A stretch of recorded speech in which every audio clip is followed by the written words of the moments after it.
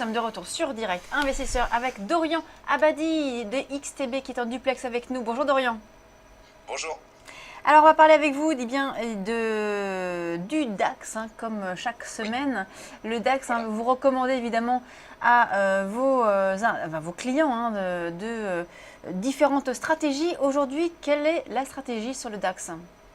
Oui, alors globalement, en fait, depuis qu'on a eu mi-janvier, le quantitative easing européen, on a présenté à nos clients une trame de fond pour tout 2015, en tout cas pour le premier semestre. Le premier niveau, et on l'avait déjà rappelé lors des deux derniers passages à TV Finance, c'était 11 500 puis 12 000 points. On n'est pas encore sur 11 500, on les a frôlés ce matin, je pense qu'on ira tranquillement. La consigne qui est donnée ce matin encore, et qui était la même hier, parce que globalement on est sur le même niveau qu'hier, elle est assez simple, c'est de dire à 11 400, dès qu'on est un petit peu au-dessus de 11 400, on rentre à la hausse sur des petites variations de 5-10 points, comme on le fait chaque après-midi envers nos clients en séance de live trading. Et en dessous de 11 400, un petit peu comme un point pivot, on serait plutôt en scalping baissier. Ça fait 9 séances consécutives, les 9 derniers jours en fait, les 9 derniers après-midi, où en respectant cette stratégie-là, alors à chaque fois évidemment d'un jour à l'autre on décale un petit peu le point pivot, où nous ne rentrons qu'à la hausse. Ce matin justement on avait émis une consigne assez claire à nos clients via l'analyse matinale, c'est de dire pourquoi nager à contre-courant. La trame est très clairement haussière. Certes, un jour il y aura une correction, on ne dit pas l'inverse, mais pour le moment on n'a aucun signe de correction baissière. Donc jusqu'à 11 500 qui est notre premier objectif annuel, et la seule surprise en fait c'est de voir la rapidité à laquelle on va sur cet objectif.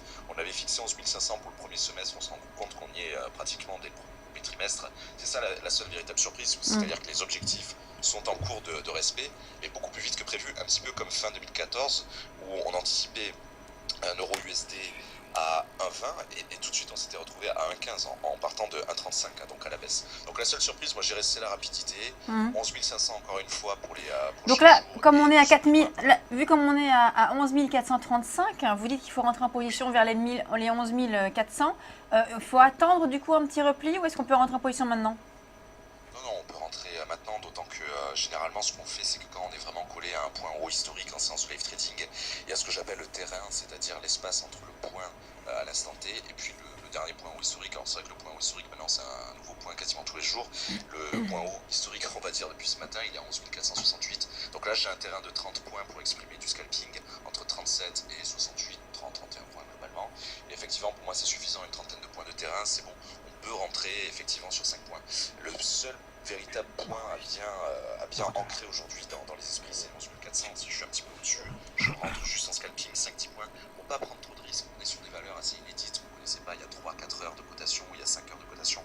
Donc il faut pas aller au-delà du scalping. Moi je ne crois pas du tout, si vous voulez, pour être très très clair, je ne crois pas une seconde en une opération qui va durer 3 semaines, qui va venir chercher 400 points de variation. Ça c'est ma trame théorique, c'est ma trame de fond, et au sein de la trame, pour diminuer le stress, pour diminuer le risque et augmenter les occasions, je viens faire plein d'opérations de scalping.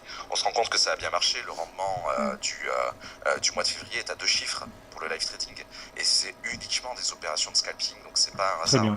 Peu de risque, peu de stress. Voilà. Ok, votre stratégie donc sur le DAX, achat maintenant ou achat sur repli pour aller un peu plus haut. On passe du côté des devises d'Orient avec l'euro-dollar. Quelle est votre stratégie sur cette paire majeure ?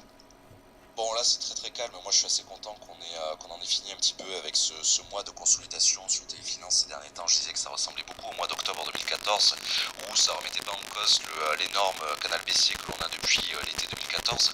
En dessous de 1,1275, moi je suis baissier. Il y a 3 niveaux qui m'intéressent: 1,1200, 1,1150 et 1,1110. Et c'est vrai que pour 2015, pour revenir un peu sur cette trame annuelle, le seul véritable niveau qui m'intéresse, c'est la parité absolue. Avant ça, il y a beaucoup d'objectifs intermédiaires à casser. Il y a notamment un énorme objectif à 1,09. Mais globalement, moi je suis baissier.